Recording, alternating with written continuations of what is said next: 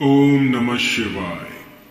तंत्र के रचयिता भगवान शिव को मेरा नमस्कार है। आज मैं आपको एक ऐसा मोहिनी मंत्र देने वाला हूं जिससे कि जन्म जन्मांतर के लिए आप अपने साथी को अपने अनुकूल कर सकते हैं, अपने वश में कर सकते हैं। मैंने अक्सर देखा है कि समय के अभाव में कुछ ऐसे मंत्र प्रयोग जो कि वाकई में काम करते हैं, सटीक लग जाते हैं, कई मेरे साधक नहीं कर पाते।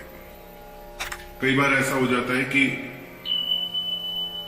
आसपास जो है वो वनस्पति नहीं मिल पाती, वो सामग्री नहीं मिल पाती जिससे कि मंत्र सिद्ध हो, और इसी के अभाव में वो साधना नहीं कर पाते हैं। और कई बार तो लोगों को इतना भी नहीं पता होता कि अनार की कलम किसे कहते हैं। मैं रोज एक नए क्लाइंट को बताता हूं कि अनार की कलम क्या होती है और ये कैसे बनाई जाती है। तो बहुत ही सिंपल है, बहुत सी छोटी छोटी बातें हैं जो कि आपको ध्यान रखनी होती हैं। और यदि आप साधना के मार्ग में आगे बढ़ना चाहते हैं तो ये सब आपको पता होना चाहिए। आप कई बार लोग मुझसे पूछते हैं कि गुरुजी त्रिकाल संध्या क्या होती है, तो अधिकांश लोगों को यही नहीं पता कि त्रिकाल संध्या होती क्या है। त्रिकाल संध्या होती है जिस तरह से कि जो सिद्ध पुरुष होते हैं या फिर जो साधु होते हैं वास्तव में, तो उनका विधान होता है संध्या पूजन का। जैसे 3 काल होते हैं, सुबह दोपहर शाम, तो इनका एक विशेष होरा होता है, एक विशेष समय होता है। उस समय पर ये अपना संध्या वंदन करते हैं, उनकी पूजा करते हैं देवी की, या जो भी इनके इष्ट हो उनकी पूजा करते हैं। तो जान लीजिए कौन सा समय है। ब्रह्म मुहूर्त में आप 4 बजे से 6 बजे के बीच में या 9 बजे तक संध्या वंदन कर सकते हैं पहले पहर में। दूसरा है 11 बजे से 2 बजे के बीच में। तीसरा है जब संध्या जो है होने लगे और सूर्य जो है अपना प्रकाश खो दे और अंधकार जो है अपने पैर पसार रहा हो, उस समय पर संध्या वंदन की जाती है। तो ये संध्या वंदन जो है इससे सिद्धियां प्राप्त होती हैं। संध्या वंदन में आपको भगवत कृपा प्राप्त हो जाती है। यदि नित्य संध्या वंदन करते हैं तो इसमें बहुत ही चमत्कारिक रूप से आप पर यह प्रभाव डालेगा और आपके जितने भी कष्ट उनको दूर कर देगा। तो इस पे एक सेपरेट वीडियो बनाऊंगा मैं संध्या वंदन पे। तो आज का मंत्र कुछ ऐसा है जो कि आपके साथी की नींदें हराम कर देगा। न चाहते हुए भी वो बस आप ही के बारे में सोचता रहेगा। मैंने अक्सर देखा है कि जो मेरे साधक हैं वो कहते हैं गुरुजी कोई ऐसा सरल सा मंत्र बताइए कि बस एक ही दिन में असर देखना शुरू हो जाए। लेकिन वो ये भूल जाते हैं कि वो साधक नहीं है, वो बस अभी बिगनर ही है, उन्होंने शुरू ही किया है तंत्र को। तो ये पॉसिबल उनके लिए होता है जो सिद्ध पुरुष होते हैं, जिनके पास सिद्धियां होती हैं। वो बिना कुछ बोले आंखों आंखों में किसी को भी आकर्षित कर ले, किसी के मन की बात जान ले। तो ये सिद्ध पुरुष के लक्षण होते हैं, सिद्ध पुरुष ये कर सकते हैं। आम जनता जो है वो ये नहीं कर पाएगी, इसके लिए सालों लग जाते हैं। लेकिन कुछ मंत्र ऐसे होते हैं जिससे कि उनको साध लिया जाए तो सामने वाला जो है वो वशीभूत हो जाता है।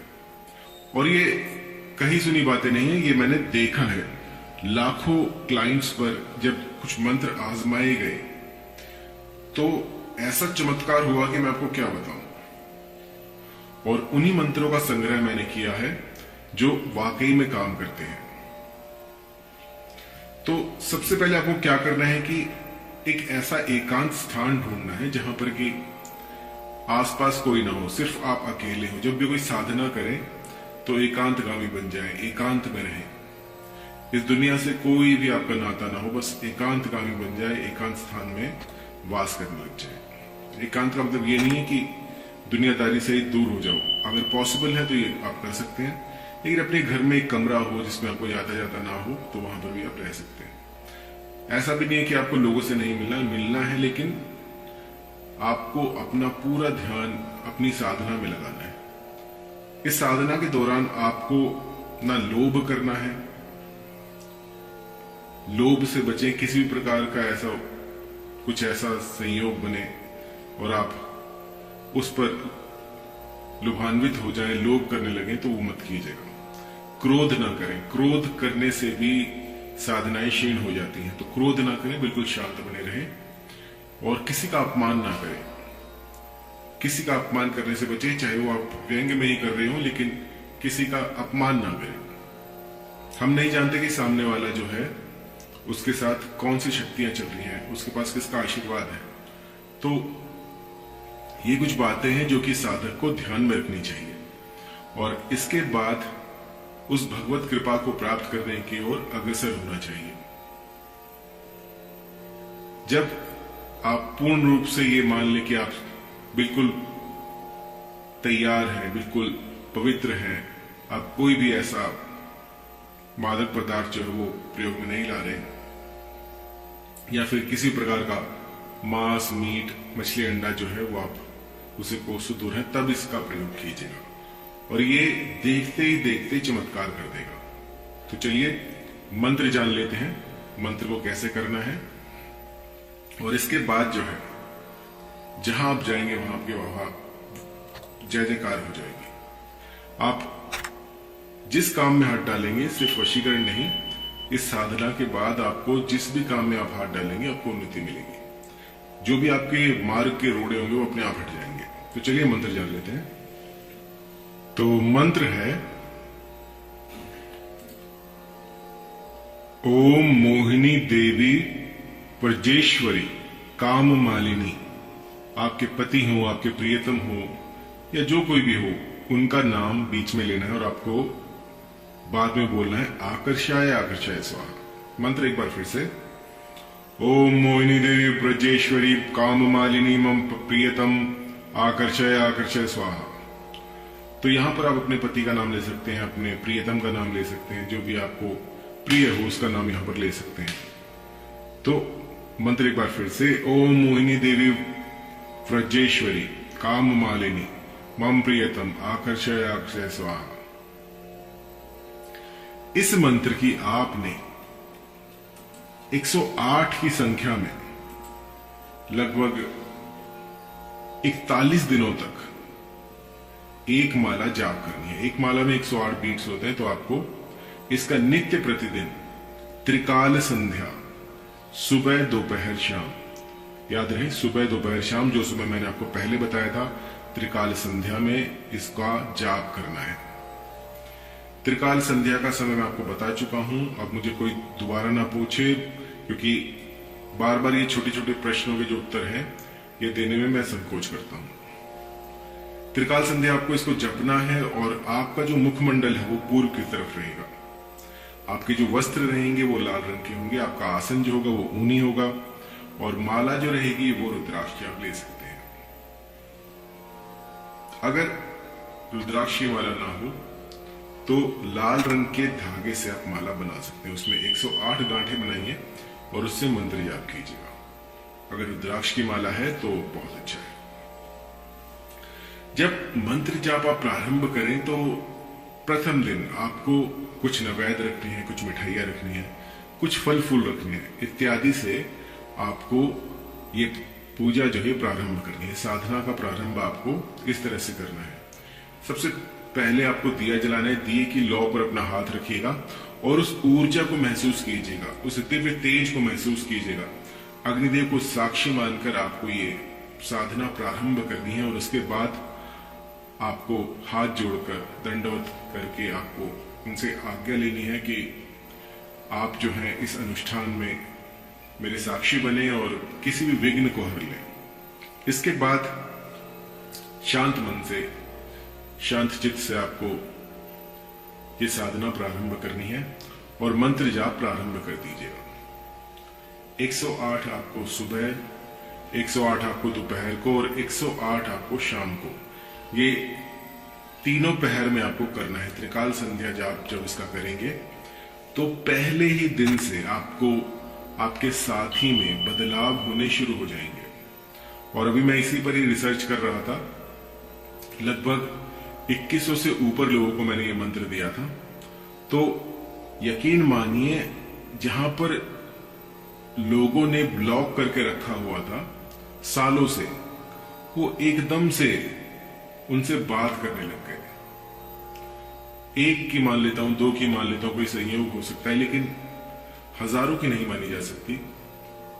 हजारों की संख्या में जब आप प्रतिफल देखते हैं, जब एक ऐसा चमत्कार देखते हैं जिसके साक्षी आप हो, तो उस मंत्र को संजो कर रखना बनता है।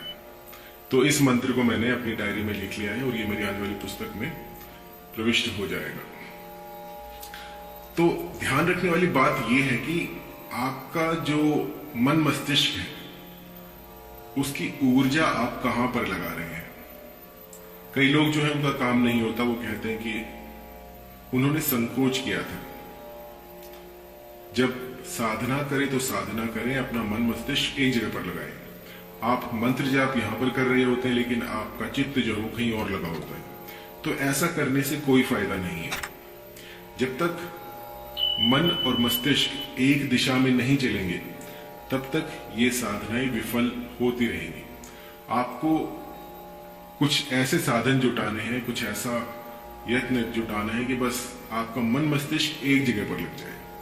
जब साधना करें तो साधना ही करें, किसी और चीज के बारे में ना सोचें। और जो आपको सोचना है वो आपको शुभ सोचना है कि हाँ, ये जो साधना मैं कर रहा हूं, कर रही हूं, ये मेरे पति को मुझसे आकर्षित करेंगे, मेरी तरफ उनको लेकर आएंगे, और जो भी ये दुविधा है इसको दूर करेंगे।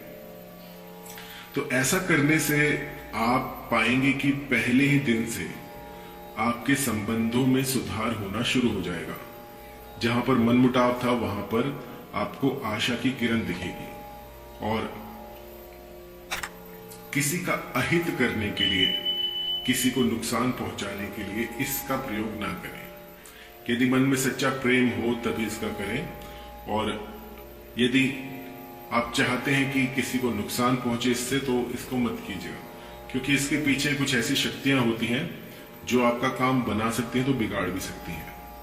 इस मंत्र का कोई भी साइड इफेक्ट नहीं है, लेकिन यदि आप इसका किसी और का घर उजाड़ने के लिए प्रयोग करेंगे तो ये अपना विकराल रूप आपको दिखा देगा। इसमें कुछ ऐसी शक्तियां हैं जो कि आप जहां तक सोच भी नहीं सकते, उससे पहले वो अपना काम कर जाती हैं। बहुत ही प्राचीन, बहुत ही गूढ़ मंत्र है, एक बार करने से ही असर दिखा देता है। यदि फिर भी कहीं पर कोई त्रुटि हुई हो, कुछ आपको समझ ना आ रहा हो, या फिर कुछ और आपको परेशानी हो,